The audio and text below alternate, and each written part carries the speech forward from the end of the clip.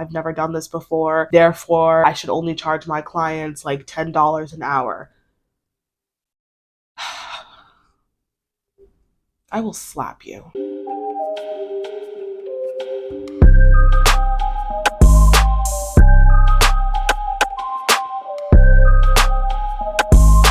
Hey you guys, and welcome back to my YouTube channel. If you guys are new here, welcome.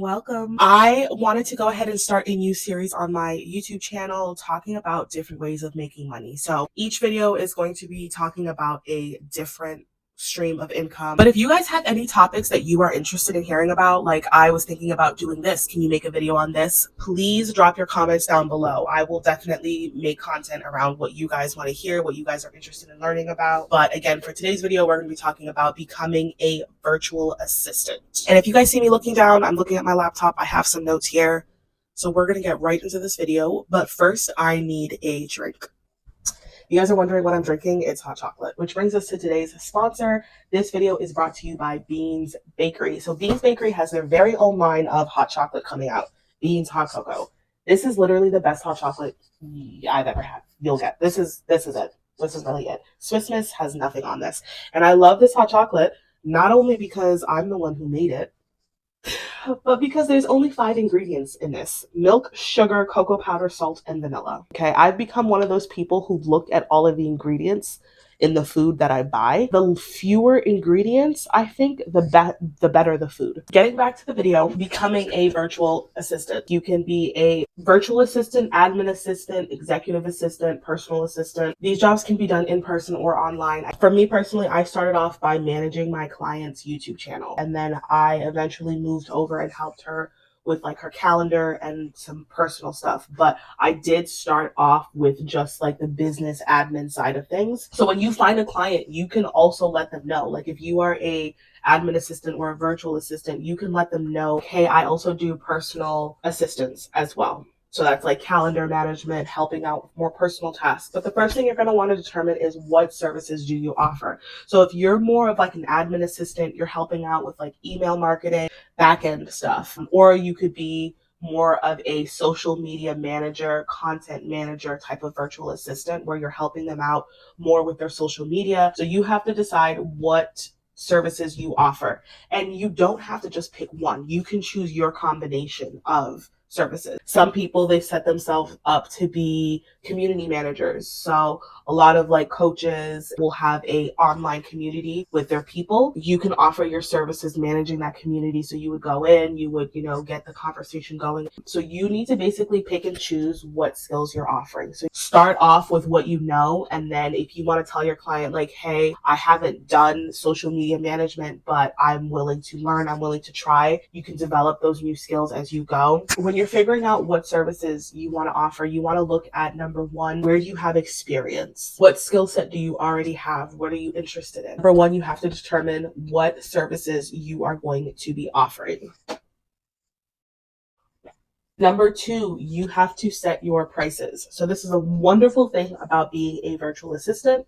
You decide how much you're getting paid. It is all up to you. So with being a virtual assistant, I'm assuming that you're offering a month-to-month service. So what does that mean? Like if you're managing a social media account, you're doing it month to month instead of like a one and done type of thing. You can charge them monthly, you can charge them hourly, you can charge them weekly. Some people offer it as like a package. For example, if you're doing social media management, so you're offering your package based on the amount of content that you're going to help your client manage on their social media. Or you can set up your packages to be hourly. So you could do like 20 hours a month, 30 hours a month. I've never done this before, therefore I should only charge my clients like $10 an hour. I will slap you. I will push my head out of the screen and slap you across the face. Okay? Don't do anything like that. I would start off with, I'm going to say $25 an hour. Even if you're just starting off, I wouldn't go lower than 20 an hour, honestly. But I would say somewhere between 20 and 25 if you're just starting off. If you have experience working like admin tasks or social media management or something, set your prices at $30 an hour. Number three, now it's time to put together a portfolio of some sort. When I was creating my portfolio, I was very scared when I was doing it because I was just starting off, so I didn't really have very much experience to showcase. Like I said, depending on what your experience is, you can include things off of your resume on your portfolio. If you worked in an office setting and you want to become a virtual assistant offering admin tasks to your clients, you could put in your portfolio that you had an office job before. You know, these are the administrative tasks you performed at your job. So don't think because you've never had a client that you can never do this. I also want to link this with your pricing. When you're setting your prices, don't lowball yourself. Even if you've never actually officially been a virtual assistant, like I said, your experience in the real world translates and carries over, and you're getting paid for that skill set. None of that imposter syndrome stuff. None of that. So when it comes to making a portfolio, you can do it on Canva. Just Googling examples of VA portfolios. You can copy it that way. I've seen some VAs actually went and created a website for themselves and for their services that they offer. I wasn't about to do all of that. I ain't nobody got time for that. Okay. I simply went on Canva and I created a thing on Canva. I'll show you guys like a screenshot on here, but this is basically my portfolio. So at this point, you know what services you're offering and you know how much you're charging and you have your portfolio. Now it's time to go and get clients. And there are so many ways of going about this. You can find clients on something like Upwork or Fiverr. The thing about Fiverr is that when you're uploading a job listing, it's very specific. So for me, I was doing YouTube management or video editing. So I had to put, I will edit your YouTube videos for you. You set your price range and you set your turnover time, the amount of time that it will take you to deliver on your end of what you're offering. You can use Fiverr.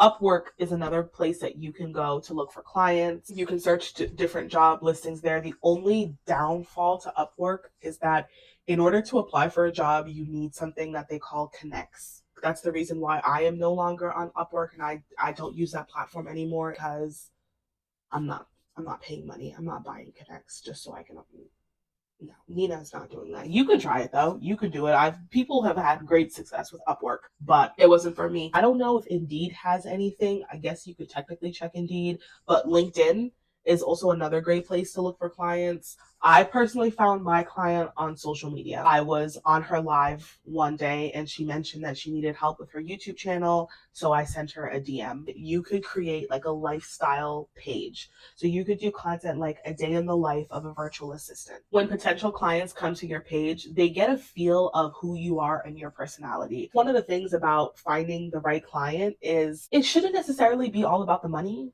You know what I mean? You should want to work with a client who you get along with, who has the same morals as you, who has the same values as you. And so if you're showcasing yourself on social media, your client can like be like, "Oh, I like this person, you know, she's really, really funny. Let me reach out and see if she, you know, if I can hire her as my virtual assistant." I think social media is really a good way of going about it. Everybody's on social media. Also just networking, you know what I mean? Going to different events, getting yourself business cards. You can go to different networking events and hand out your business cards.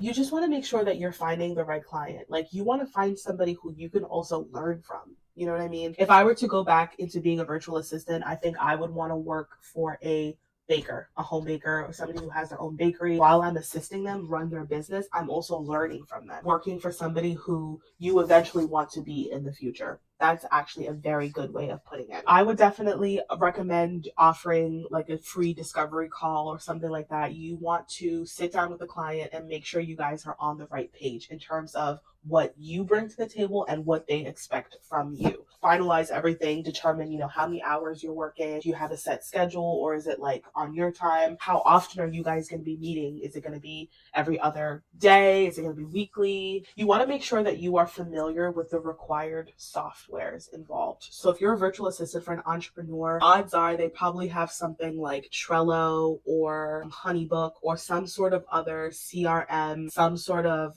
task managing software, something like that. If you're offering social media management, you might want to become familiar with platforms like Buffer or Planable. Is it Planable?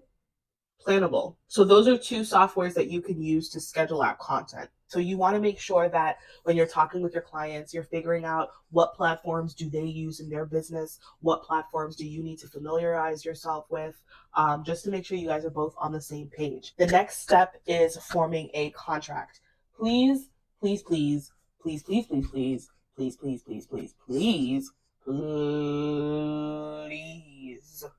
please, pretty please, do not do a lick of work for your client until a contract has been established. Please.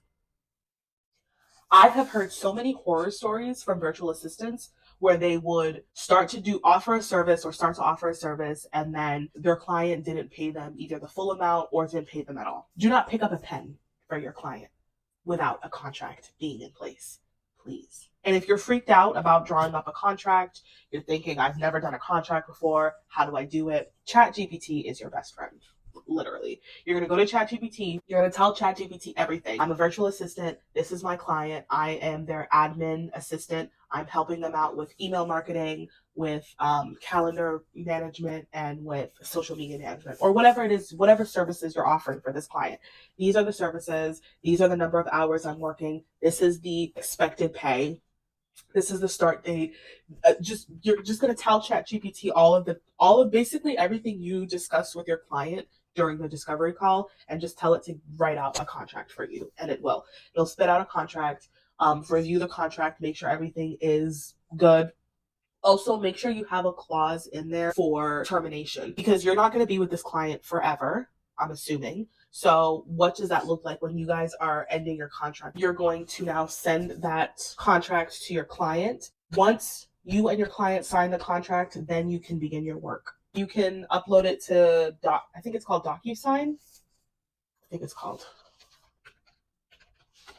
There's different platforms. If you're using something like HoneyBook, I think HoneyBook offers a place where you can upload a contract and sign a contract. But you can use DocuSign. They'll have a copy of the contract. You'll have a copy of the contract. Just so you guys both know, you guys are on the same page, and also so that you can take legal action if need be. If you're doing a service for them and they're not paying you the right amount, or they come in after like a couple of weeks and they're like, oh, I'm actually going to pay you a couple $100 less, you better take them to court. You better take them to court. Don't let anybody mess with your money, please.